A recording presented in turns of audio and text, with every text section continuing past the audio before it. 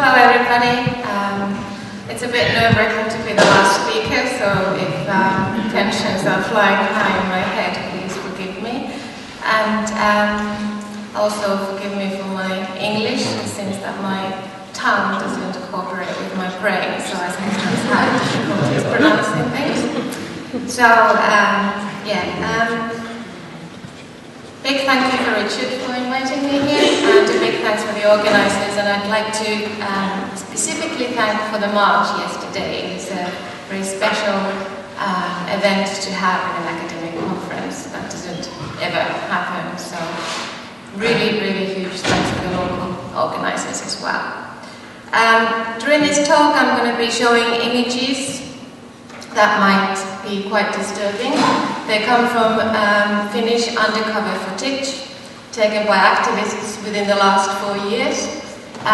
Finnish advocates went to hundreds of farms, got loads and loads of material that was broadcasted in primetime TV in Finland, and quite often I had to go and debate on TV, fur farmers and such like people, to discuss these images, and that gave the idea of this paper to me, because I wanted to look at what it means to have images of animal suffering and what it means to look at images of suffering. So please keep the images in mind whilst I am talking. I hope the slideshow works.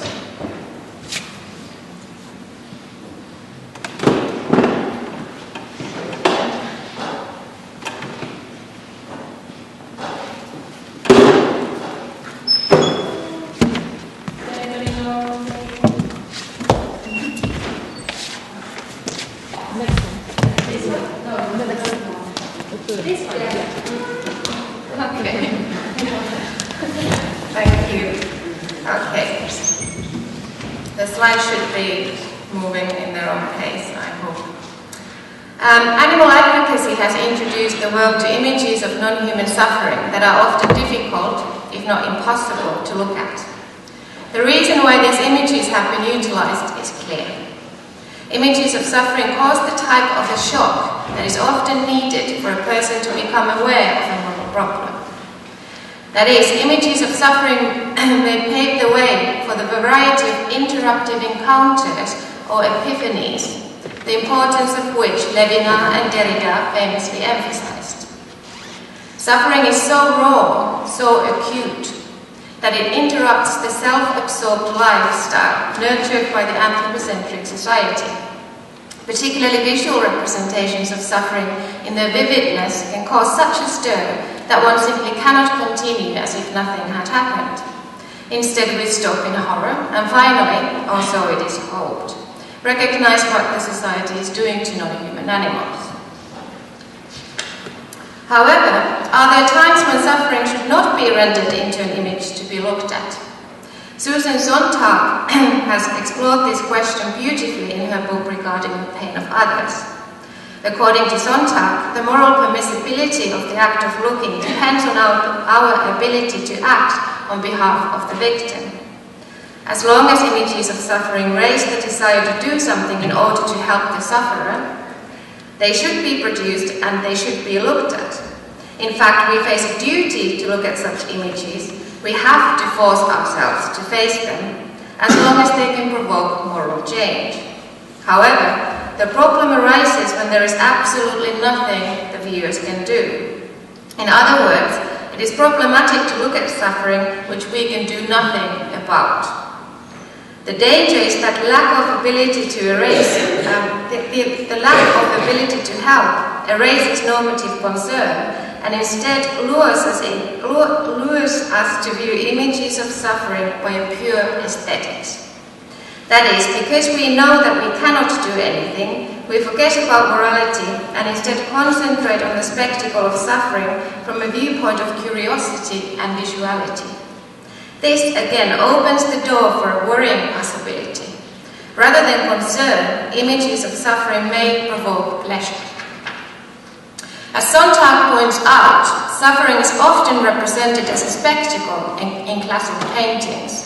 A victim is surrounded by onlookers who look at the victim suffering from a detached, neutral perspective, as if it was a point of curiosity rather than something morally troubling.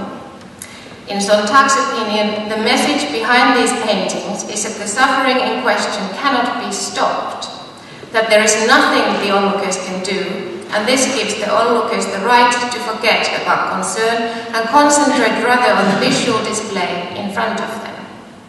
The viewers of these paintings easily adopt a similar position, and in a state of curiosity and marvel stare at the gruesome details of blood and death unfolding in front of their eyes. They remain utterly detached from the victim, but yet curious over her injuries. This detached perspective facilitates the pleasure of flinching, within which we love to feel horrified and disgusted when witnessing images of suffering. This, of course, should be alarming. Enjoyment at the face of the suffering of others, or Schadenfreude, should make moral alarm bells ring loud and clear. Hence, Sontag argues that in many instances where we cannot help the victim, looking should lead to shame rather than pleasure.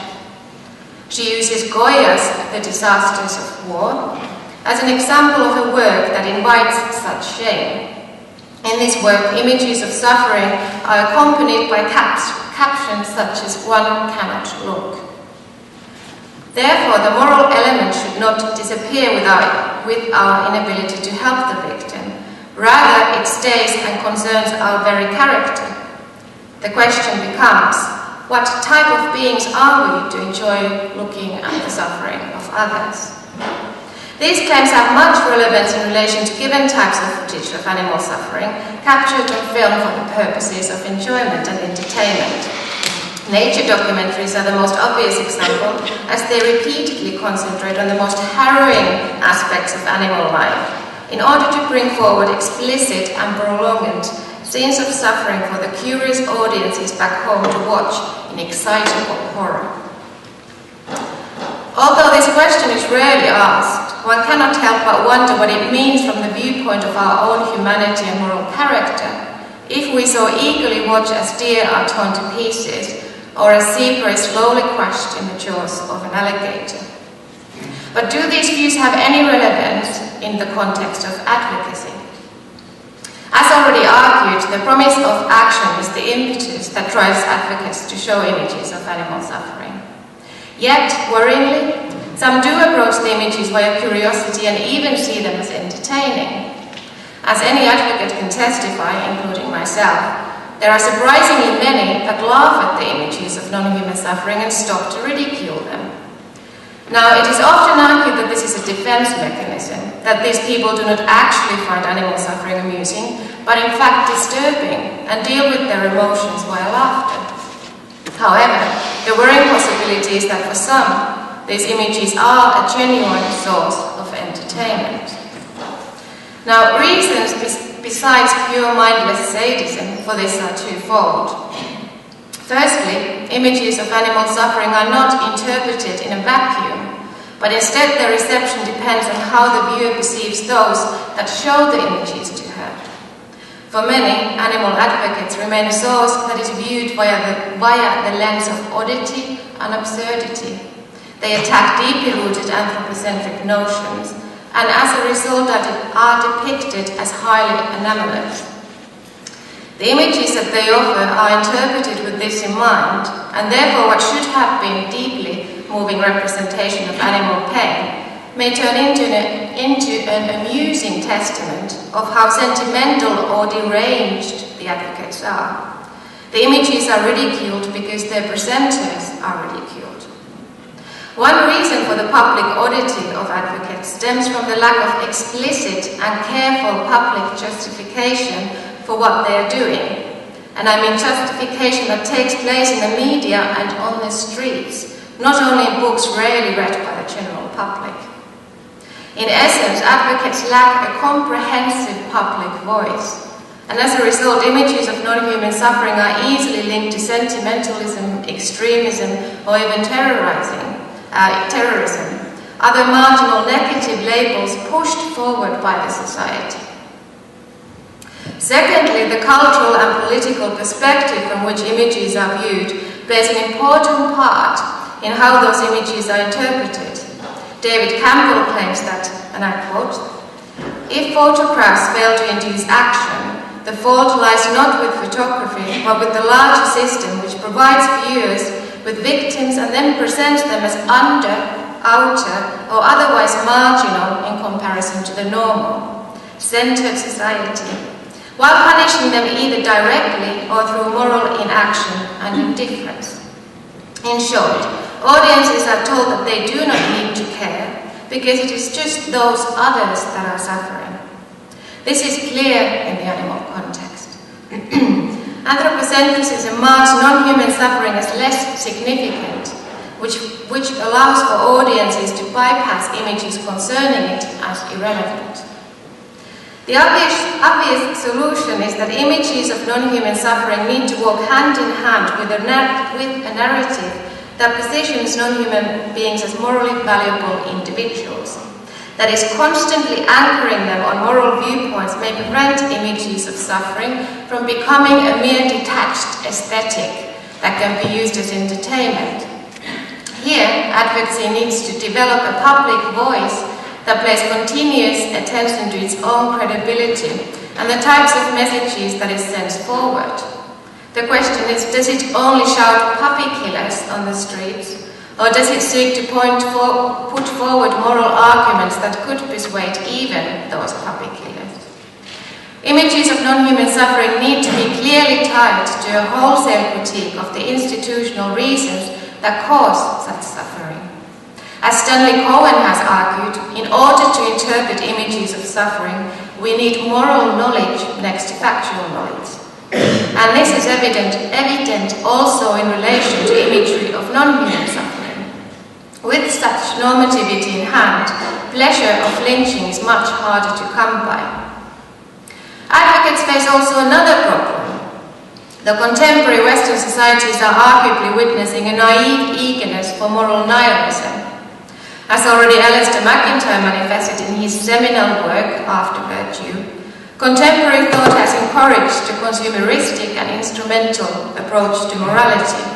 One can pick and choose which values to follow, no matter how contradictory and fragmented these values are in relation to one another. The ensuing subjectivism walks hand in hand with utter cynicism about representations of moral viewpoints. Today, expressions of moral belief are equally categorized as moralizing, annoying acts of pushing one's own values to others, something akin to Jehovah's Witnesses coming to your door. If there are no universal values, why should the advocate tell us what to do? This nihilism has meant that there are those who view images of non-human suffering, no matter how carefully accompanied by liberation philosophy, with cynical and even aggressive disdain. Cohen has argued that far too many deny the importance of suffering by evading the topic and hiding under nihilistic attitudes. They proclaim, "So what? I don't give a shit," when shown images of those dying of malnutrition in third world countries. The same applies to images of non-human suffering, as animal advocates are depicted as annoying, whining moralists, wrongly pushing their agenda to meat eaters and fur wearers. Interestingly, it is here that we find one reason for why images of suffering reserve such an important role. Moral philosophies are easy to ignore on the basis of subjectivism, but images are a lot more difficult to set aside. Their strength is in the way in which they invite the type of direct, immediate effect toward others that is often underlined in current discussion. Images provide us with an alternative to words and theory, and particularly the types of animal ethics theories which Cora Diamond has termed deflection, as they communicate the physical form and gestures of the animal to us, and leave the door open for emotions and understandings which usually escape analytical reasoning and particularly propositional language. It is in images that one can find these moments of madness that Derrida so vividly emphasized, which cannot be made sense of with language, but which nonetheless offers certain clear understanding and moral recognition. Therefore, images may invite empathy and compassion much more directly than theoretical ramifications. As phenomenology has taught us, often it is the body in front of us that lays the ground for the type of intersubjectivity and empathy which theoretical formulations can only dream of achieving, and perhaps images of the body help to build something similar. Therefore, although images do not suffice to all, and although philosophies are needed to accompany them, images also have a potential power to persuade those that are not interested in or persuaded by philosophies, and this includes very many people. Cynics may scoff at the theories of animal ethics, but many will struggle to scoff quite so loudly in front of images of non-human suffering. Philosophies help where images fail, and vice versa. Images alone do not always suffice, but neither do words. But do images of animal suffering always evoke the type of moral activity that Sontag is after? Do they always create epiphanies? The answer is no, since there are times when images of suffering in fact evoke nothing but inactivity. The term often used here is compassion fatigue, which refers to the wearing out of the ability to care. Compassion fatigue is very common, as Susan Moller points out, and I quote, "Indifference in the face of horror has a long history." And it is arguably common also in relation to images of non-human suffering. There are many causes for compassion fatigue. Most commonly, it is claimed to sprout from repetition of shock. In contemporary media, there is a need to constantly surpass the previous level of horror, to show something even more upsetting. Ultimately, viewers become numb. Extremity no longer gains a response, and hence many human rights charities talk of the severed head rule, according to which extreme images will do nothing but alienate the audience. Moreover, overly vivid depictions of suffering can be difficult to shake from one's mind, and will at times lead to a refusal to encounter any more references to suffering simply because they are far too hard to bear. Many feel that they just cannot stand another image. This is linked to a further cause, enormity of suffering. Enormity renders suffering abstract. Suffering becomes too epic to be altered locally, and this leads to doubt concerning whether one ought to care or act at all. I quote Moller here. She says, "The mind boggles at the logistics necessary to save millions. Therefore, perhaps caring is futile." To quote Cohen, "Much passivity results not from lacking the right feelings, but from perceiving that an ordinary person like me can do nothing about such monstrous problems." Therefore, compassion needs to be channeled into activity for it to sustain itself. Sontag argues that compassion is an unstable emotion. It needs to be translated into action, or it withers. Now, images of animal suffering too can cross a line of such horror that seemingly nothing can surpass it. After seeing these images, some may shun away and view less horrifying scenes of misery as less morally pressing. That is, the extremity of suffering is equated with moral weightiness. And if we become too used to the extreme, there is a risk that we no longer care about the less extreme. Nevertheless, it would seem imperative that suffering is shown in all its horror, and that the world learns about the most excruciating acts of violence committed towards animals. Moderating images would all too easily lull the world into thinking that animals are quite happy, after all, that nothing too upsetting is taking place. Compassion fatigue would be replaced by no compassion to begin with.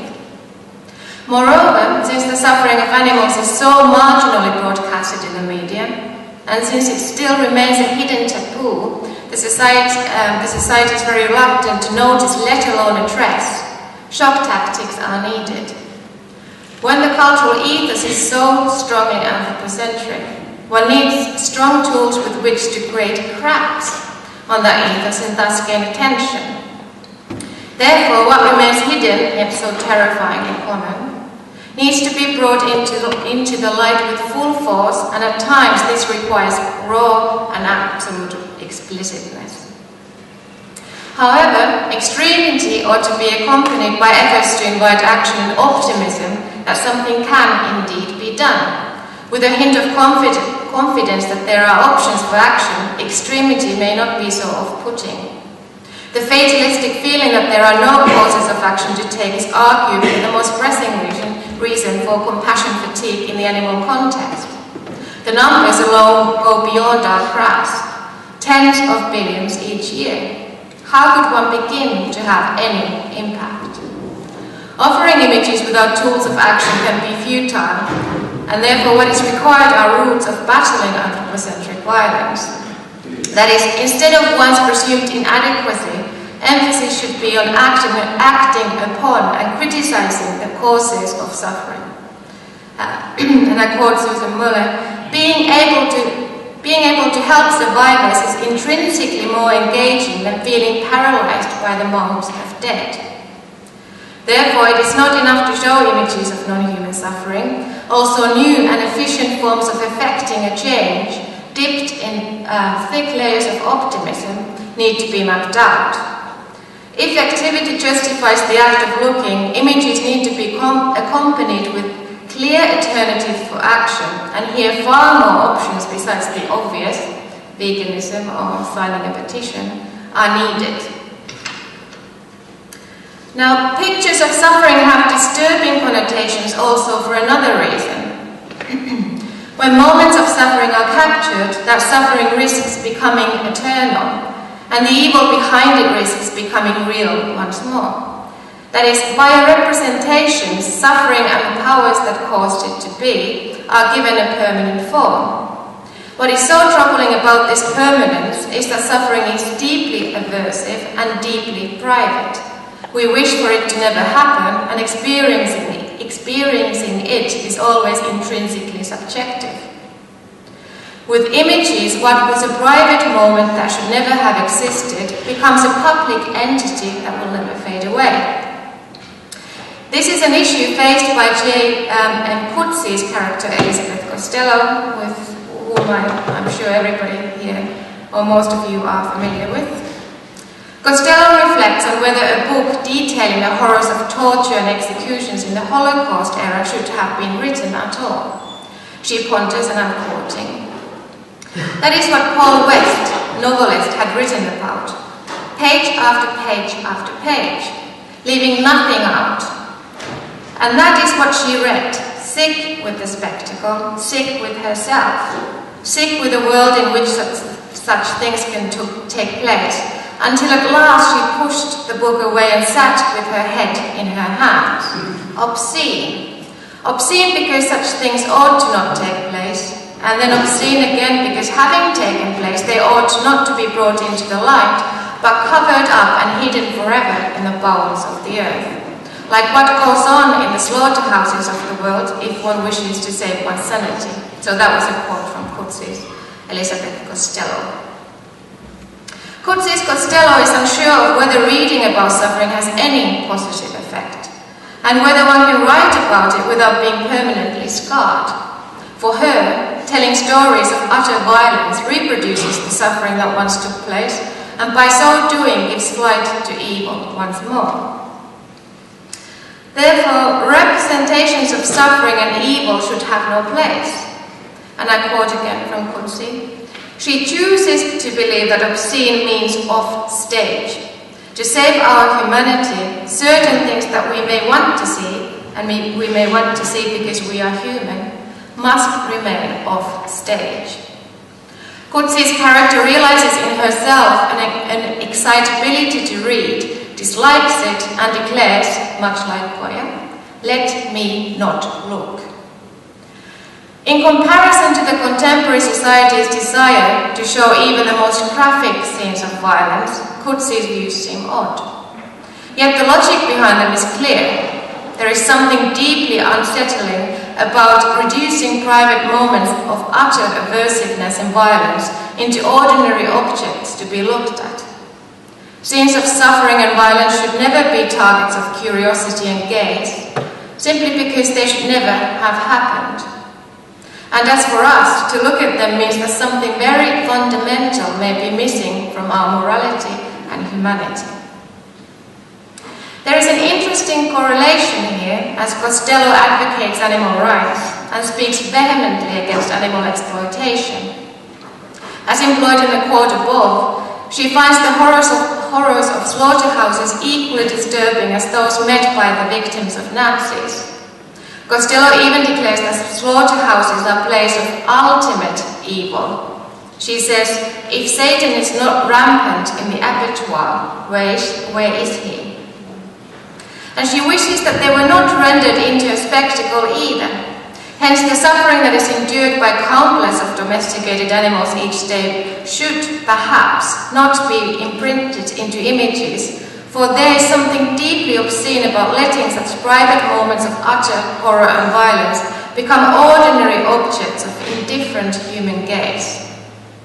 Interestingly, whereas animal advocates hope that images of suffering will help to end that suffering and target the evil behind it, Coetzee's view means that the suffering and the violence will be thus made eternal.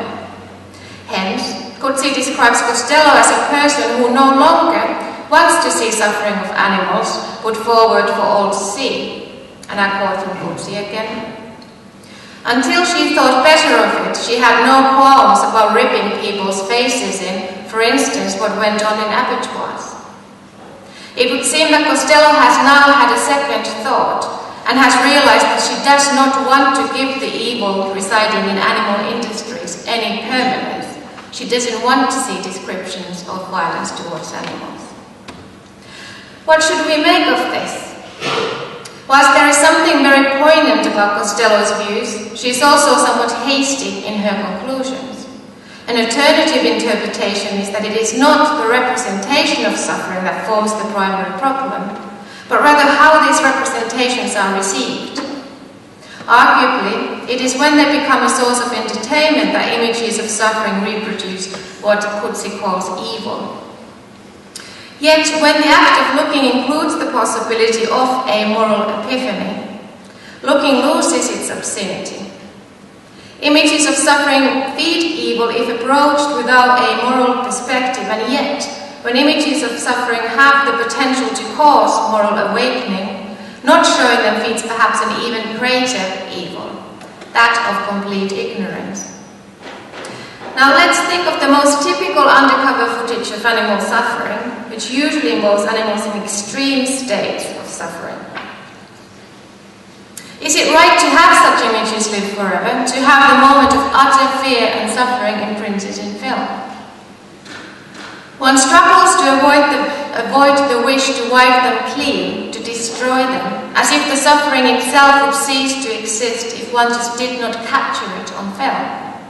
It is perhaps this that Costello wrestles with, the feeling that she is sick of knowing and sick of the world in which such things can take place. However, at the same time, a completely different attitude may take a hold. It tells us that it would be wrong to not show what happened, for this would enable evil to sneak its way through our society without anybody taking any notice.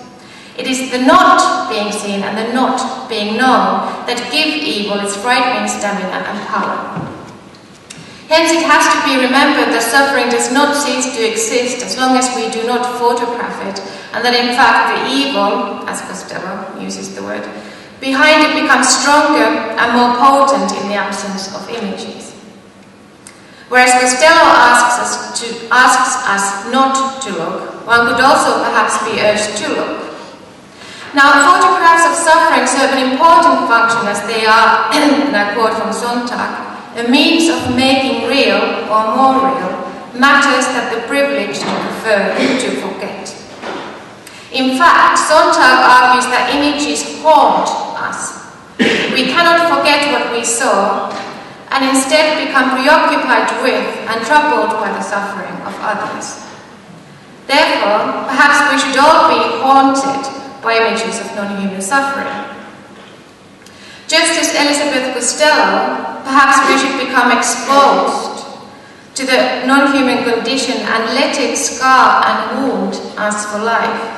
Because the suffering of animals does exist, and we should never have the license to forget it. By letting it haunt and wound us, we recognize the moral relevance of the horror faced by millions of non-human creatures each day. You most likely know this, but Costello is a really wounded and exposed and raw character and constantly struggles with the fact that she knows what happens to animals. And if we use Sontag's interpretation of images of suffering, maybe this is exactly what all of us should become, that type of wounded characters who cannot forget. Now, Sontag emphasizes that we should acknowledge how much violence and suffering there is in the world. In her mind, those who are surprised by suffering have not reached, and I quote, moral or psychological adulthood. She maintains that, in fact, we do not have the right to remain unaware of suffering.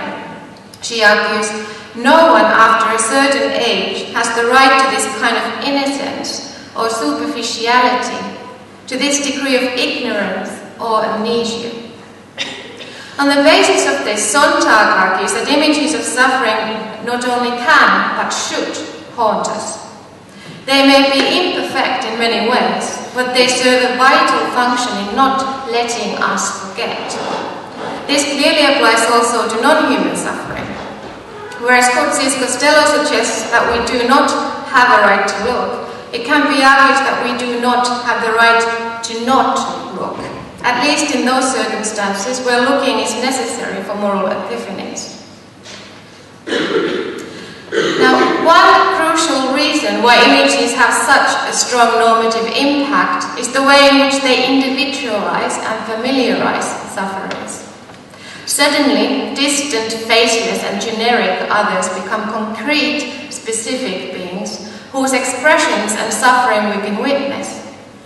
If ethics requires that we come face to face with the other, images of suffering are a prime way of making this happen. Yet, not all images achieve this. This is because the manner in which the sufferers are characterized has a definite impact on the type of moral implications we draw from images. Whereas individualized sufferers are victims who are portrayed as specific, active beings, annihilated sufferers are portrayed as faceless stereotypes who remain passive and incapable.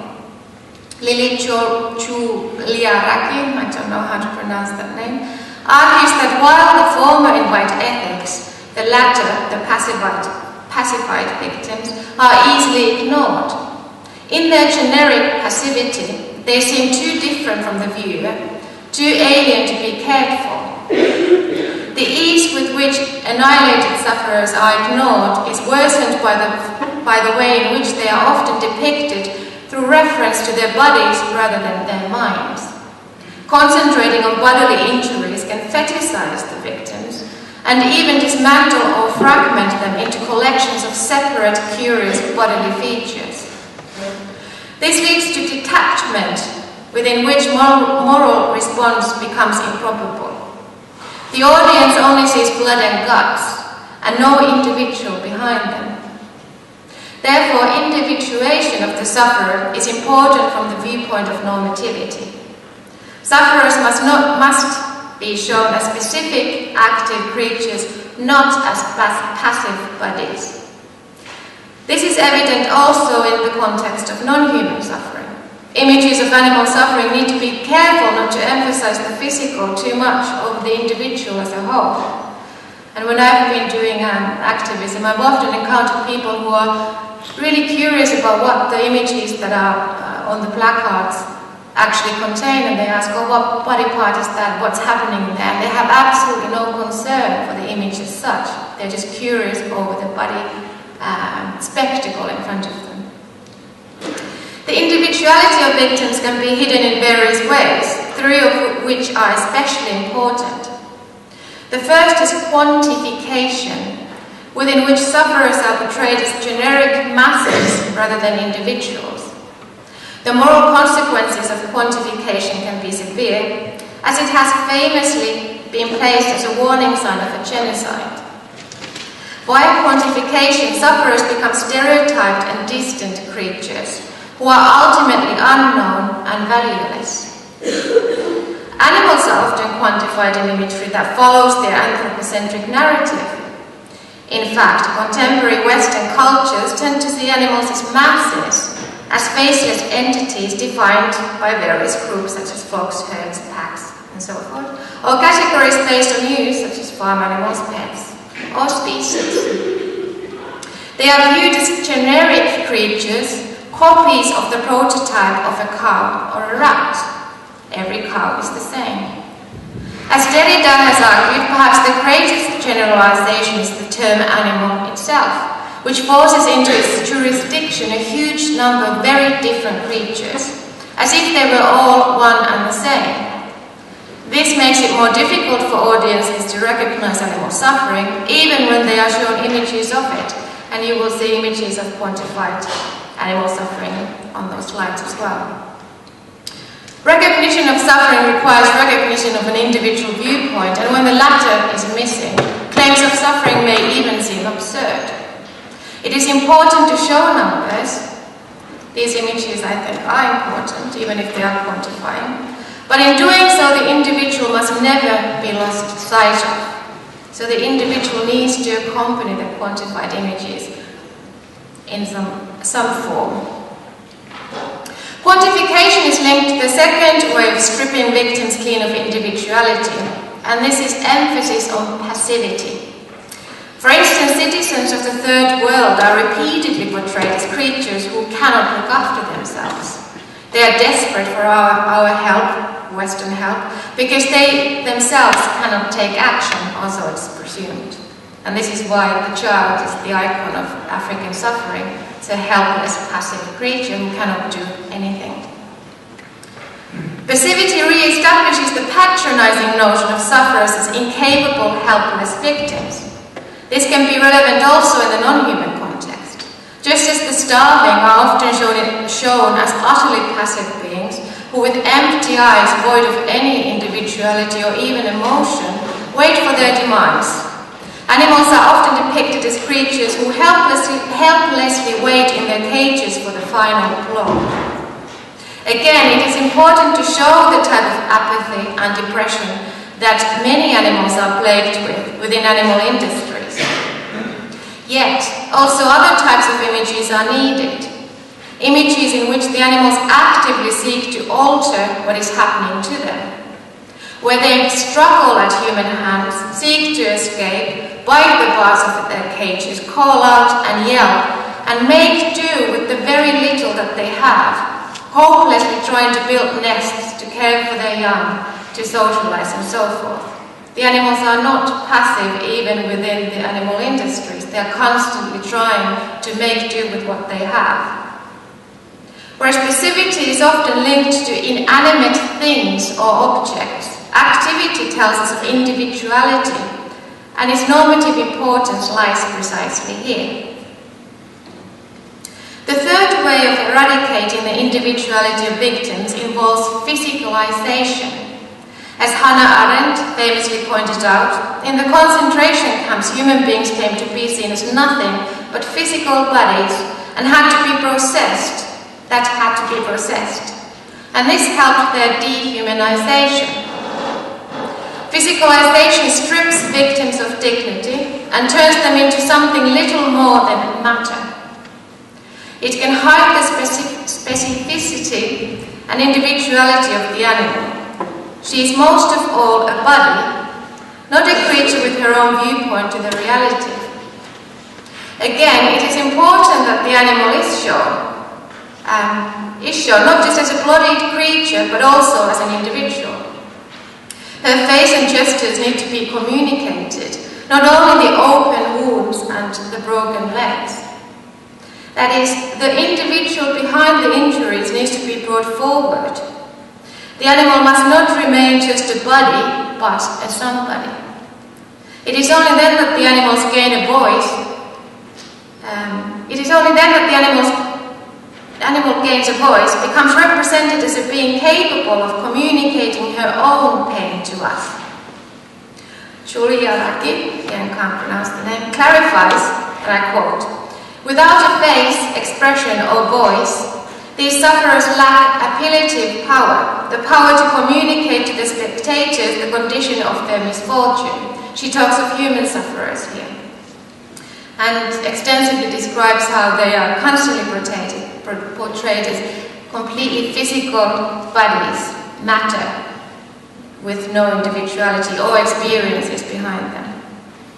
Physicalized animals repeat the very condition that animal advocates seek to criticize, the dualistic presumption that non-human animals are mere bodies to be used. It is by allowing them to communicate via images, to be active creatures with their own individuality and a face, that non-human animals can directly contest this presumption via the images. According to Susan Muller, the most touching photographs are of single people who are still unidentifiable and alive, and whose viewpoint is clearly brought forward. This is because audiences can identify with such sufferers. Since the 1990s, some charities have sought to alter the depiction of victims so that they are shown as active agents with their own voice and dignity.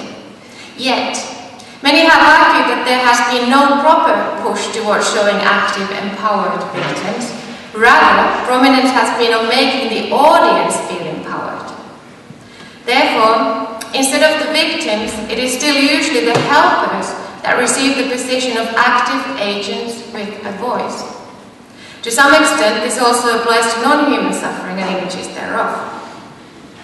In these images, activists help animals and call for viewers to take responsibility. It is humans who are the active parties. This is all hugely valuable as a necessity if things are going to change. However, at the same time, the agency of the animals, their potential empowerment, may be afforded too little space. One way to bring forward that agency is to allow the voice of the animals to be heard, which of course opens the door for the age-old question, how can those without propositional language have a voice? A common argument is that the voices of those who remain in the silent margins can be brought forward via ethnography. Therefore, perhaps the challenge is to develop zoography, and I know some people have tried to construct zoography, that will enable us to understand and further communicate the lived experiences of non-human animals. What zoography could consist of remains an open question, and I think many of the articles and books that deal with this are quite abstract and don't necessarily give concrete examples of zoography in reality or in the practical context. However, it would seem that interactivity, intersubjectivity, and truly listening to non-human animals are necessary ingredients in the development of zoography.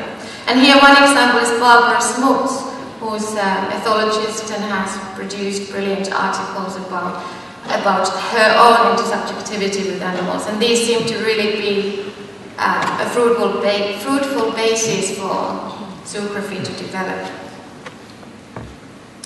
A further noteworthy issue is the context of suffering.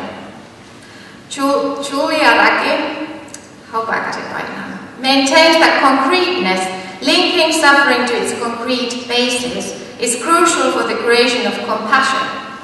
Audiences need to understand where the suffering comes from, otherwise it easily remains abstract.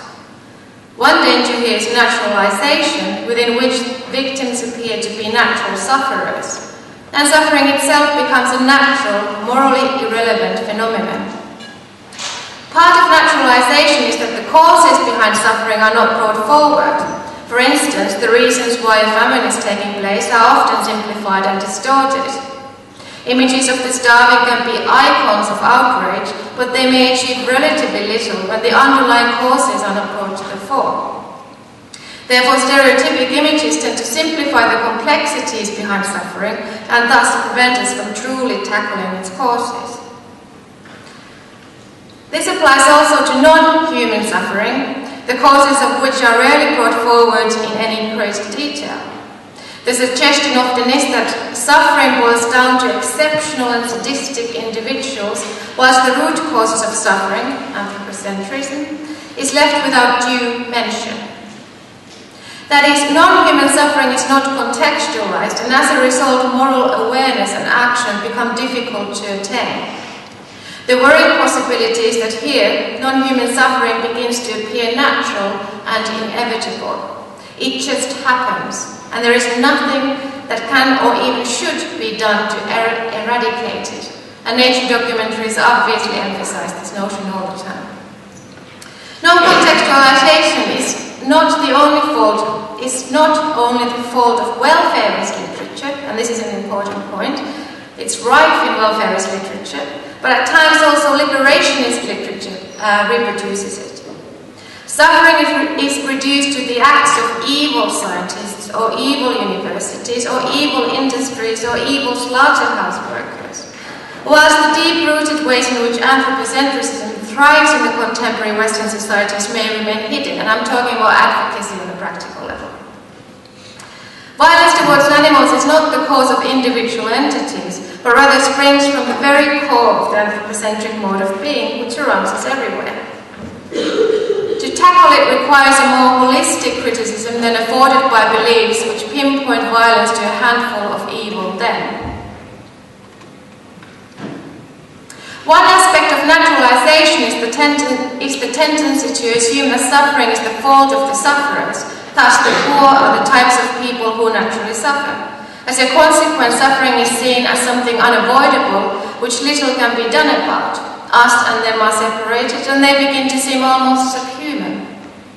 Suffering takes place in faraway countries, or happens to beings characterized by distance, difference, and inability to look after themselves. Significantly, unlike them, we are not meant to suffer, for suffering is not a natural part of our lives, nor are we to blame for the suffering that we encounter. Also, this applies to non-human suffering. The danger is that such suffering is seen as somehow inevitable, even when it raises sympathy. Those poor animals, a sympathetic meat-eater can lament, and then continue to justify her diet with the belief that it is their natural lot to suffer and to be eaten. In fact, anthropocentric dualism rests hardly on the belief that it really is the animal's lot to suffer. Animals are the types of beings who suffer. It is in their essence to do nothing but suffer. One task for advocates is, then, to avoid the types of images that may invite or repeat notions of natural non-human suffering. The images need to contest the idea of natural suffering and the concept of natural, to bring forward the ways in which morally relevant non-human suffering is caused by anthropocentric belief systems and institutions. And I'll go to the conclusion now. As Sontag famously has stated, and I quote her, "To photograph is to frame, and to frame is to exclude." Whose suffering is shown, and in what way, can have great political implications. For instance, the suffering of those that we cause is rarely shown to us, and if it is pushed to the margins of the viewing schedule. As a result, too many conflicts and crises go uncovered, their crimes largely unknown to the wider world, and I quoted Campbell there. This has much relevance in the context of imagery of animal suffering. Although animal production is a massive industry, we very rarely see footage from intensive farms and slaughterhouses. Forms of animal use which are excruciating in common gain very little attention. As Sontag argues, societies have a tendency to concentrate on crimes that they did not commit, for otherwise they would have to acknowledge that evil was here. This is manifested in the manner in which so-called beautiful cases reserve the center stage in much of mainstream welfareist literature. As Arnold Arluk has pointed out, Here emphasis is on cute dogs or cats who get saved from suffering and whose tormentors are brought to justice. In the meantime, ugly cases in which pigs, rats, hens and cows are left to miserable existence and suffering and ultimately killed without anybody even recognizing that what has happened is morally wrong, go unnoted.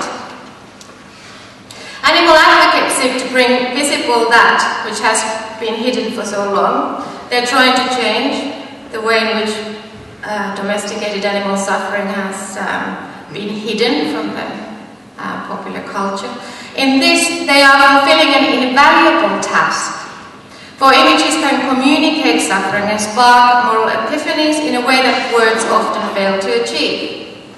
The power of images is so great that many official instances are seeking to outlaw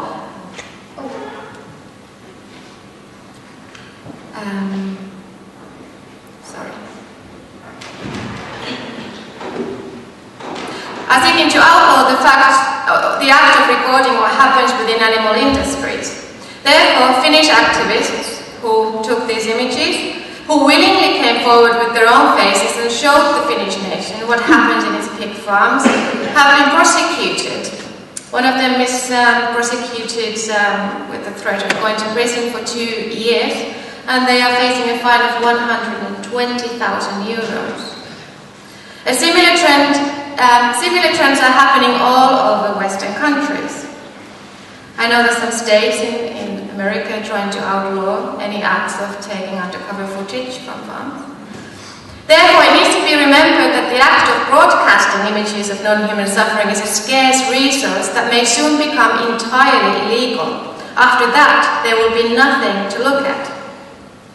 Yet imagery of animal suffering must not be approached naively, but rather one must keep in mind the difficult issues that concern not only the act of looking, but also the act of representing. Images of non-human suffering hold an important position within animal liberation, but they must continuously bring forward direction for action, normativity, and the animal voice, and the context of violence. It is only then that we have the duty to look rather than the duty to close our eyes. Thank you, that was it.